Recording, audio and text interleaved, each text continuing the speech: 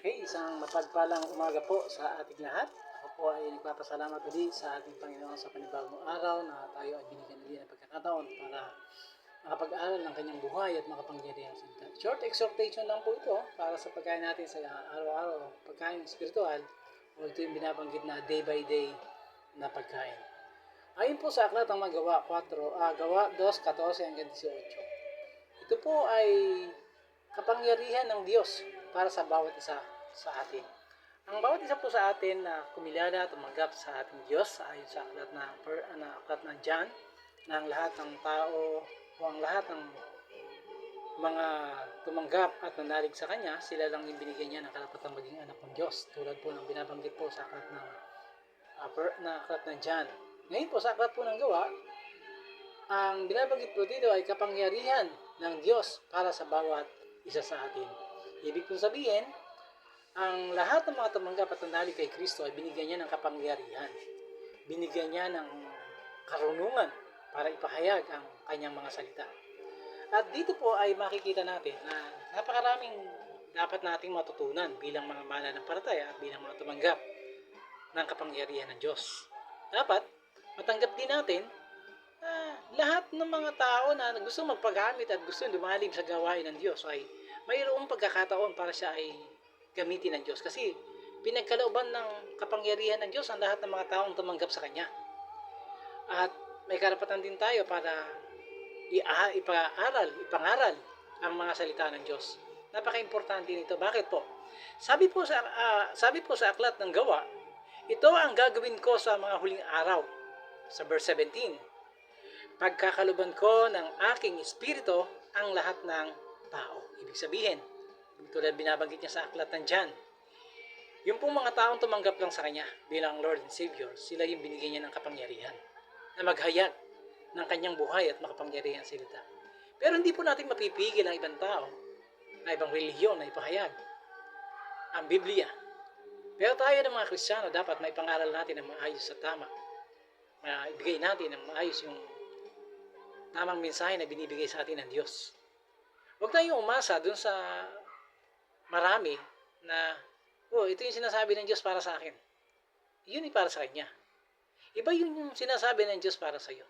Kasi sabi ng Panginoon, sa verse 18, sa mga araw na iyon, pagkakalooban ko rin ng aking espiritu, ang aking mga aliping, maging lalaki at babae, at sa ngalan ko'y magpapahayag sila.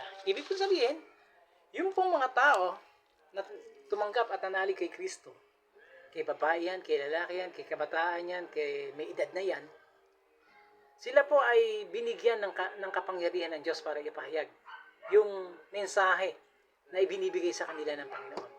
Kasi minsan, sa buhay natin, ay dapat marunong tayong makinig. Marunong tayong mag-meditate kung ano yung sinasabi sa atin ng Diyos. Kasi minsan nakadepende na lang tayo dun sa iniaaral ng ating mga lingkod ng mga tagapaglingkod. Sa totoo lang po, iba yung aral ninyo na binibigay sa inyo ng Diyos at iba yung aral na binibigay sa amin ng Panginoon. Bakit? May kanya-kanya po tayong leading ng Holy Spirit. Maaaring sa iyo ay hindi pang majority, hindi pang congregational. Ito ay para lang sa iyo. Meron naman na pang congregational, ito ay yung mga taong tumatayo sa pulpito. Huwag po tayo masyadong dumepende sa karunungan ng isang tao. Kasi lahat po tayo ay binigyan ng karunungan ng Diyos. At ang karunungan ng Diyos na yan, dapat natin gamitin ng tama. Nang naaayon sa Biblia o naaayon sa pagkakatawag sa atin ng Diyos. May 5 pagkakatawag sa atin ng Diyos: teacher, preacher, guro, pastor, at evangelism.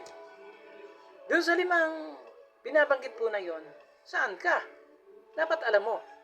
Kasi pagka ikaw tinawag ng Diyos as a pastor, ikaw yung unang kinakausap ng Diyos.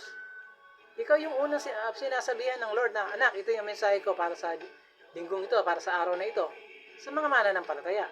At ito rin naman ang mensahe ko para sa iyo. Iba yung mensahe for general at iba yung mensahe para sa sarili mo lang. Kaya sana, nawa bilang mga tagapaglingkod ng ating Panginoon, matuto tayong mag-tune in lagi ng ating mga pandinig ng ating pananaw, ng ating spiritual eyes sa Kanya. Kasi may mga personal na ibinibigay sa atin na mensahe ng Diyos para sa atin. At yung mensahe na yon, siyang magbibigay ng kalakasan sa atin. Tandaan po natin, kay babae ka, kay lalaki ka, pag kinakausap ka ng Diyos, pakinggan mo yung sinasabi niya sa iyo. At ako, marami na po ako na-encounter, maging sa ibang bansa. Masyado silang dumidepende din doon sa sinasabi ng ibang leader. Huwag ganun. Kasi parehas ang binigay sa atin ng Diyos eh.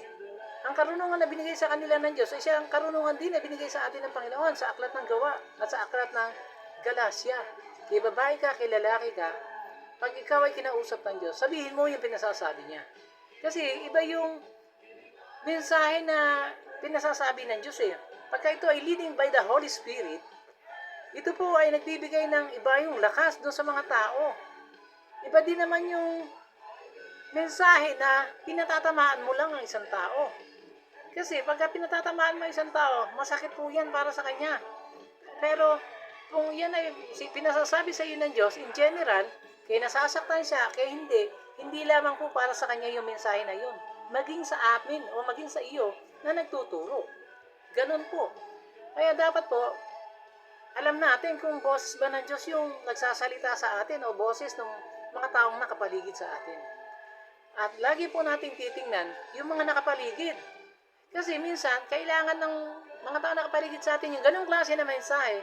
Hihingin mo sa Diyos yan eh. Lord, ano ba yung pwedeng sabihin doon sa mga taong to? Iba po yung mensahe ng for preaching at iba naman po yung mensahe for encouragement. Iba rin po yung teaching para sa mga Bible study. Tandaan po natin, may level by level po ang pagkakatawag sa atin ng Diyos. May mensahe na talagang kailangan nating namnamin. At yung mensahe na yun, ang dapat na ibigay natin doon sa ating kapwa. Huwag po tayong dumipende sa karunungan na galing sa tao. Dumipende po tayo sa karunungan mula sa ating Panginoon.